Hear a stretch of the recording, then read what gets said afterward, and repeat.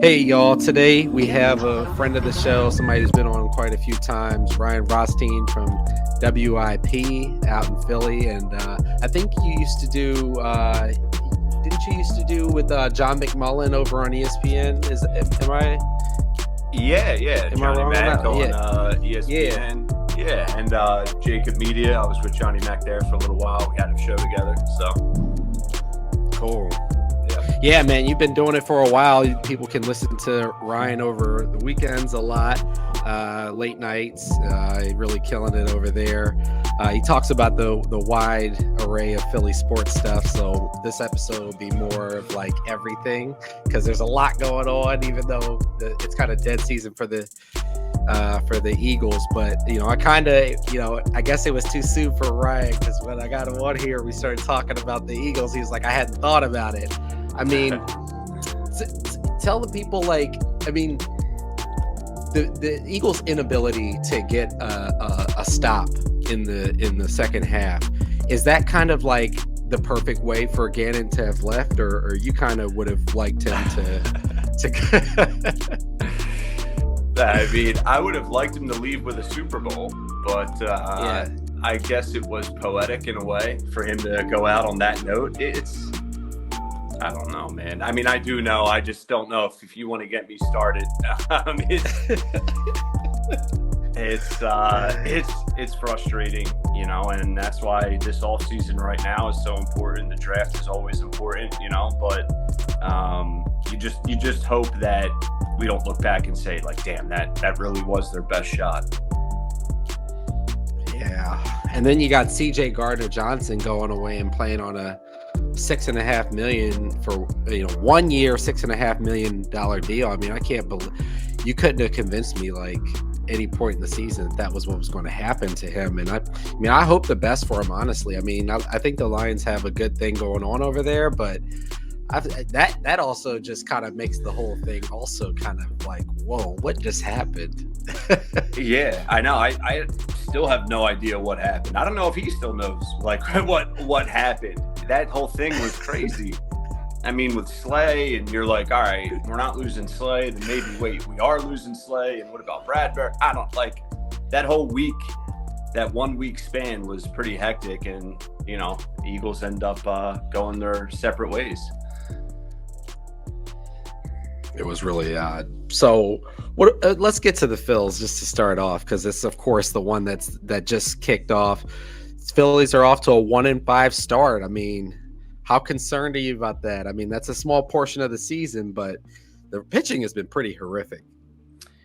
Yeah, I mean, it's not a good thing, right? Like I'm not saying because they're 1-5, like the sky's falling and I'm, panic button, but it's only 6 games. It's a 162 game season. I get all of that, but this small sample size that we've seen them, it's concerning, right? Like you look at this pitching staff and you say, all right, you add Walker in the offseason. Hopefully that helps. But like, look at Nola and Wheeler and what they did last year in that run to the World Series. Like they were awesome. And I'm not saying they can't be that again, but I think we all would agree Nola is ideally a third starter on a really good World Series team. Wheeler, probably a number 2 on a really good World Series team. Right. So we're already asking them to, pitch above their pay grade, I guess, so to speak. We're asking a lot of them, so I don't know what to expect from those guys, but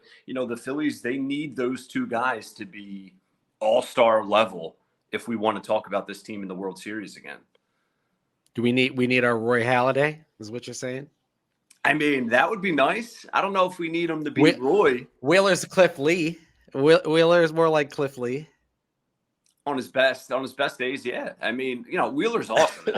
Like, don't get it twisted. I'm not sitting here saying these guys stink, but they were great last year. So, can they do that again? That's the question. It's not a guarantee.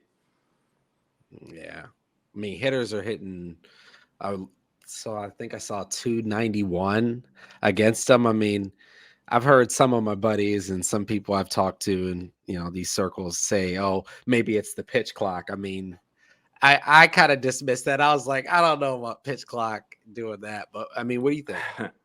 I don't know. it's probably a factor, right? Because it's new. Okay. It's new, it's different, but I'm not going to sit here and say like, oh, well, it's the pitch clock's fault. Like every pitcher, every batter is dealing with the pitch clock. So I'm not going to sit here and use that as, get out of jail free card. So they should be able to adjust to that relatively quickly. I hope so. They got Harper coming out and doing some BP, but they're saying that he's not going to be good to play because he can't do different kind of slides. That's what you're hearing as well, right? Yeah, that he's able to get in the box, he's able to do BP, but he hasn't been cleared to slide. So, if he were to slide, he could rupture or re-injure it. So, there's no rush. There's no reason to rush him back, Nope. Take your time. We know who he's going to be when he gets back. So Exactly. And this team should be good enough. I mean, you're down an MVP, so that's a big deal, but this team's pretty damn talented. Despite him being out, despite Hoskins going down, you still have a bunch of studs with the bat. You thinking Bohm might regularly slide over to first and they kind of get Sosa in there with the way Bohm's bat's been working recently? I don't know. I mean, I think you can use Bohm obviously as a DH a good bit, but that's another really huge factor to all of this that you bring up, Matt, which is, Thompson's trying to figure this all out. Like, all right, we just lost our first baseman. Obviously, we're not expecting that. Who should I put there? How should I handle it when we face a lefty? How should I handle our substitutions? Who's coming in, mid-game? All those things. Like we're seeing a bunch of different guys play first. We still have to find out if Hall can be a guy that you can start 100+ games, right? So there's like a lot of moving pieces here that Thompson has to try and get, answers to. Yeah, Derek Hall. I like Derek Hall at this point in his career, and I'm happy to eat these words. At this point in Derek Hall's career, I'm comfortable with him, platooning, coming in at, a bit every series or DHing or something like that. But I would rather see somebody else be that regular right-handed bat in the lineup. It's fair. I mean, we saw Hall not very much last year, but when we did see him, he was a beast. So, that's, I guess, a good sign, but that doesn't mean he's an everyday player, right? So that's exactly what we have to find out. Yeah. It's an opportunity, but too soon they'll be looking for something around the All-Star break. Cause I assume the way this team spends, even if they're somewhere in contention, they'll definitely still be buyers if necessary. Absolutely. So. As they should be. I think they'll be buyers regardless. It's just going to be, what are they looking to buy? What would you add? A first baseman? Is that where if you were talking to management and you're like we're in that mood tonight, Ryan? What should we cop for the people? I mean, as of today, I think you still want to see what Hall is, because maybe Hall can be your everyday guy or a guy that gets 110 starts or whatever it may be. Yeah. So if he's that guy, then you don't need to go out and look for that. But I still think you need depth there. You still need depth with the batting. But I would ideally love to add another arm, especially the way things look right now. Absolutely. Who are you seeing as obviously other than the Braves, who I've just got to give props to? They're a well-run organization. Outside of the Braves and possibly, I guess, the Dodgers, who are some of the other kind of threats you're looking at in the NL? I mean, you can just stay right in the division, right? You already mentioned the Braves. The Mets are not going to be an easy out, right? I mean, you have the Braves and the Mets in your division in the NL East that, are both, contenders to win the World Series, both contenders to come out of the National League. So you got two teams you're sort of looking up at right there. Obviously, the Dodgers aren't going away. So, those are really the three teams I look at and say they're going to be tough to, to get past. And if you want to be the team that's representing the NL, those are three teams you're going to have to fight through to try and do that again. It's not going to be easy. No, No, it's not. And yeah, the pen, everything is going to have to step its game up. But we're only 6 out of 162. All the great quick math brains out there will know the percentage, but it's very small. Yeah. So early. the other night, very early. The other night on national television, the Sixers kind of put away the Celtics.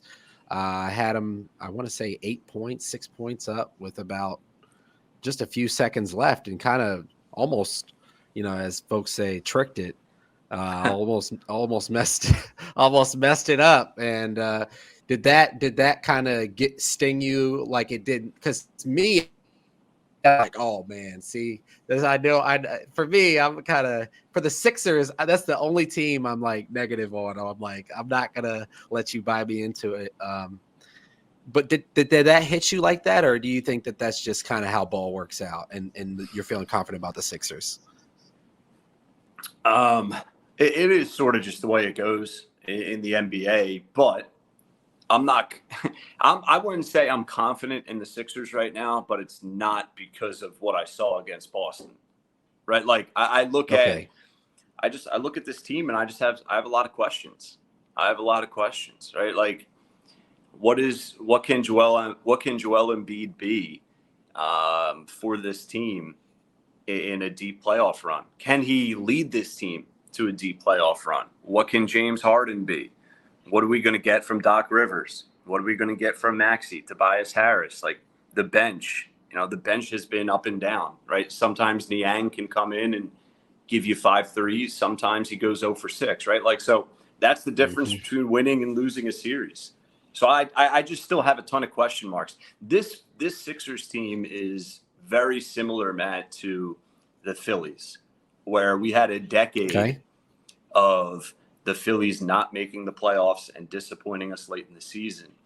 We got to the point for the Phils where it's like, wake me up when they make the playoffs.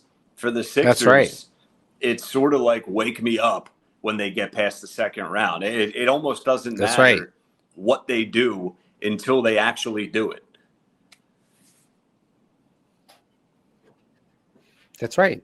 That's where I am with it. I mean, it's hard to even convince myself that it's possible that they're going to get past the second round.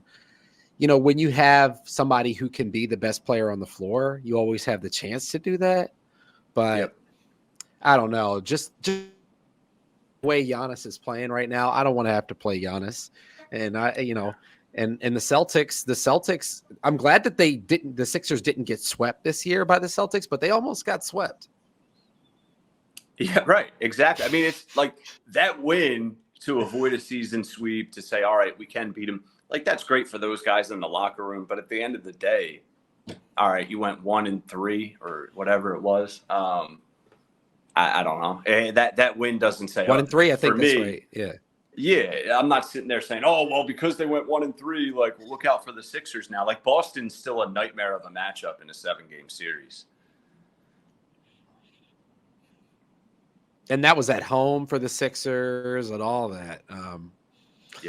Yeah, and there's no playoff Embiid tummy aches. I mean, I hope that the guy, strings it together and gets what he's one of the most talented players who've ever worn a Sixers uniform. He just needs to have one of those runs. He's going to be one of the most celebrated NBA superstars ever. But if he doesn't, it'll define him. People will talk more about the tummy aches than they did about the times he led the league in scoring. It's just how it goes. It's spot on. He needs to. This is a legacy type of postseason run, or lack thereof. We'll see what happens. But this is it for him. This is time for him to say, like, yes, I can be that stud in the playoffs. I can get this team at least to the Eastern Conference Finals, and when we're there, fight for a chance to come out the East, right? Like, if this is another disappointment, fair or foul, like, you have to start wondering, what can this team be? What is their best version of themselves with him leading the charge? So it's a big postseason. And he's got questions like that for himself. I mean, for himself about Philly. Is Philly the right place for me? I mean, Philadelphia fans won't want to hear this, but you've heard a lot of players who were not ready to leave where they had played and, had all these great years until they were ready. Anthony Davis, Shaq, KG, a litany of just great players who at certain point just said, I can't win here. I'm not going to win here, and I'm out. Yeah. At peace.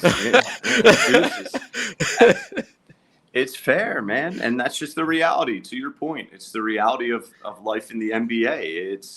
Embiid's been through a lot with this team, dude. He's been through a lot, whether it's different GMs and ownership and the process and how they handled things, with Ben Simmons and Jimmy Butler. And there's so many things that went on that he had to deal with that impacted this team and their title chances.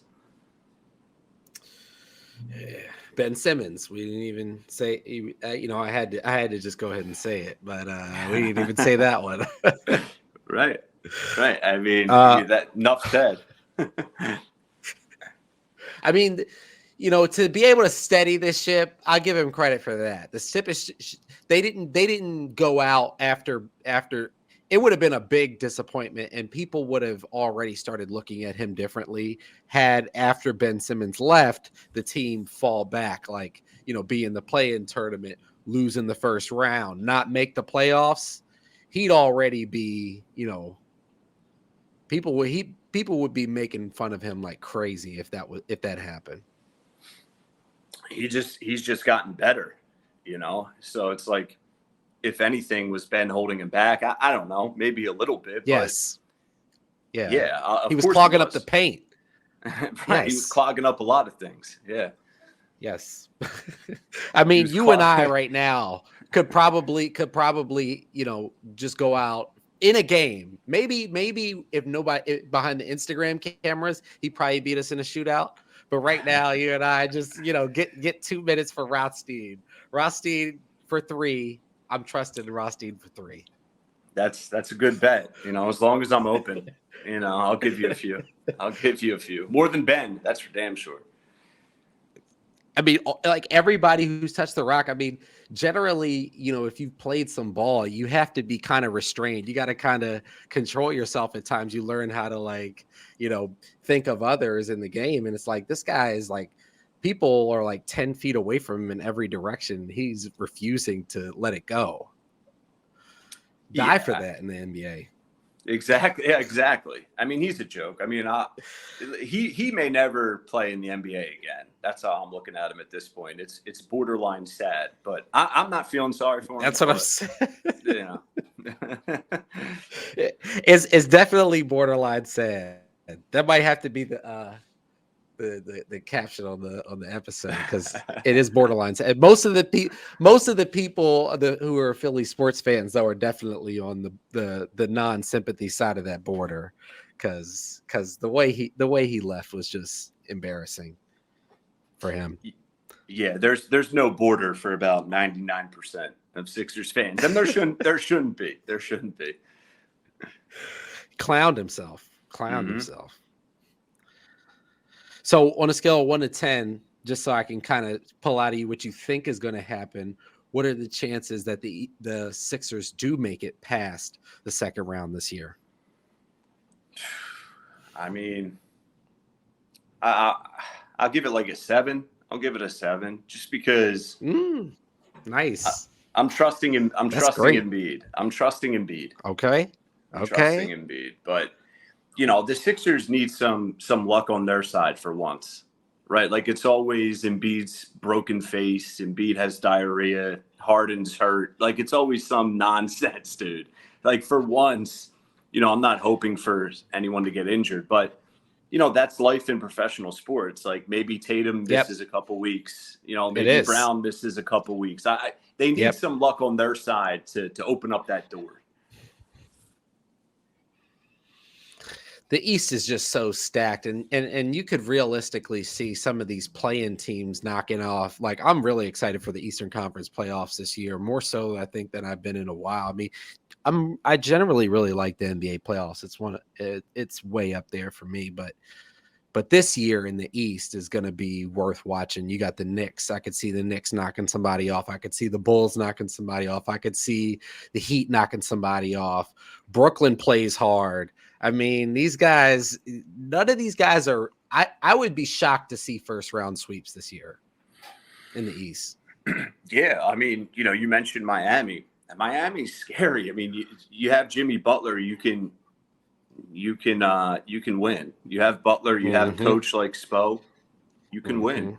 Even Trae Young and the Hawks, like they were in the Eastern Conference Finals not too long ago. We know. So yeah, I think it's loaded from top to bottom. It's not going to be a walk in the park. When you got a guy like Trae Young, you can always have a chance. It's kind of like having a good quarterback. If you got somebody with just the flamethrower from three, you can be in any game. It doesn't even matter how good the other guys are on the team. 100%, right? Like he can come in a game one on the road and drop 50. Next thing you know, they steal a game. They're going back to Atlanta. Like it's all about how the dominoes fall on a 7-game series. So yeah, and anything can happen, especially with a stud like that. So on the other side, in the other conference, with the guy with I would say of course, the best shooter of all time, the Warriors. How you feeling about their prospects for the playoffs heading into it? I mean, how do you feel anything other than they can get there again, right? Like the West is wide open, and I'm not looking at Denver as this team that can do it, and that Denver should be this overwhelming favorite. Like, no, let's see what they can do in the playoffs, because they haven't showed us, anything. If anything, they've shown that they come up small. So I'm not looking at Denver as this team that's head and shoulders above the rest in the West. I look at the Warriors, and as long as Curry's healthy and those guys are, playing the right ball at the right time, which I think they will be, they're going to be a tough out. It's not easy to beat those boys 4 out of 7. It's true. And what about the Lakers? I mean, what about them, right? I mean, yeah, like you got LeBron, but AD starts playing really, he starts picking his game up when LeBron's either sidelined or LeBron's on cruise control. So like that dynamic still needs to be figured out. I mean, you give me LeBron and AD on the team, I don't care what happened prior to that, they can win a game. They can beat anyone, obviously. So I just don't think they have enough. They can maybe win a series, a 7-game series. I don't see them doing much more than that. One series, I could see that. Yeah, if they have to play somebody like the Suns, then it's gonna be night. I don't see. That number one defense is great, but when Booker and KD get to cooking, it's it's over. It's over. That team, I mean, we haven't even talked about that team. If you have KD and Book on the same squad, and Ayton and C, like that team's stacked, dude. That team's stacked. If they're healthy, there's no reason why they shouldn't at least be in, the conference finals out there. If KD is healthy and CP3 doesn't get a ring this year, I can't hear him in the best point guard. I don't think that he is, but I'm willing to think about it and let him be in the discussion. If he doesn't get this ring and KD and Booker make it all the way through, I can't hear it. I mean, he's the only reason why I would be mildly okay with KD getting another ring. But I mean, KD's the worst. I hate that man. I really do hate that man. But he just gets a cool 30. He's just the coolest, easiest looking 30 piece ever. He's the greatest player probably in the league right now when healthy. I mean, he's a freak of nature. So, people think our guy Embiid is the best in the league. Some people do. He said he had some weird comments the other day, though, and I didn't catch what your take was on it, but he said something like, I don't really think that, one needs to, equate winning championships with having a successful career. I really value that we compete every year. I mean, it just was off-putting. We kind of didn't read the room, obviously, on that one, but what do you think about what it was he said? And did I mischaracterize that? based on what you heard? I mean, yes and no, right? Like I don't love what he said, but I also look at it differently. I think what he's trying to say is I'm not one of these guys that's going to ring chase. Like I'm not going to go team up with Giannis. And I think he was trying to say how difficult it is to be successful in the NBA. And he's like, listen, like we're a 50-win team every year, right? Like I'm competing every year. We're being mentioned for a title contender or a team that can come out of the East. And, you know, to have that level of success sustained, I think that's what he was trying to say. I don't think he said it well. Okay. I feel that I feel saying it that way. I more so feel it, but yeah, I still don't think, you know, that's why I think these players need agents and people like teams who are helping them craft these kind of statements. Cause I can feel that, but it's all about how you say things to people. Yeah. So. I also think the MVP talk is getting to him a little bit. And he's just been trying to push that to the side for months now. I mean, really for years. Okay. So he's just trying to downplay the MVP talk, downplay all that other stuff. And it's just, you know, I think it's getting to him a little bit.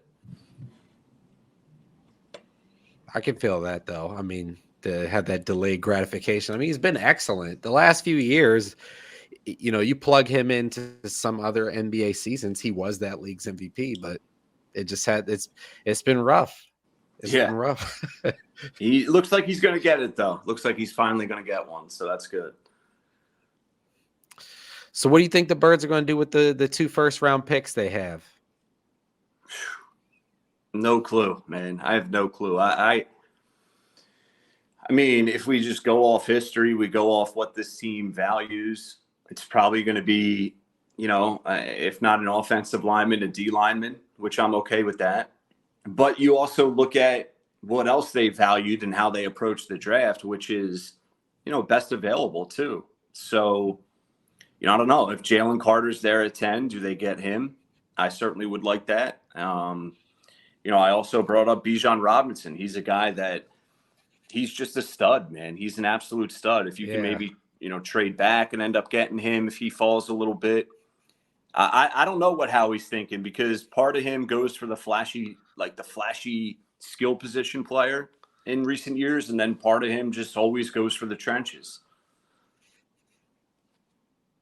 It's going to be a lot of fun. I think he's got another couple tricks up his sleeve. Howie, that guy Howie, he has a penchant for the flair, kind of like in a Jerry Jones-ish, non-Jerry Jones-ish way. Like he kind of wants to get his shine. He wants to get his respect, and the Eagles to be seen as a serious franchise. So I'm expecting something big when draft, because he could go way up, but I don't know if he would need to go up to fill what this team needs. Like you said, he might be able to jump back and get Bijan, which I really think, you know, I want this team to get, if not in the first, you know, with the first pick very early on, because I'm concerned with how often we rely on Jalen Hurts as our best running back. Yeah. And that just is not long term. If you're going to give this guy $50 million a year, I'm cool with that. You know, 50 mil, 50, you know, at some points of the year, I think fans should be expecting to see in the mid 50s. But, you know, and then you're going to be missing games with him, that's going to hurt the team, because that's about a quarter of the salary cap. You can't afford, you know, big time running backs. So you want to get that on the cheap, I think, with the way things are lining up now. That's how I see it.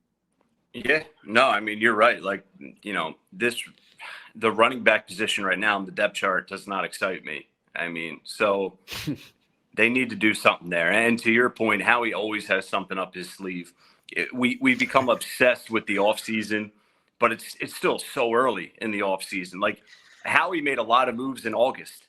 You know, he made a lot of moves in August. So that the summer months, there's still plenty of time for him to make a splash or two. And we got Bradbury in June, didn't we? I think we got him in August. Wow. If I'm not mistaken.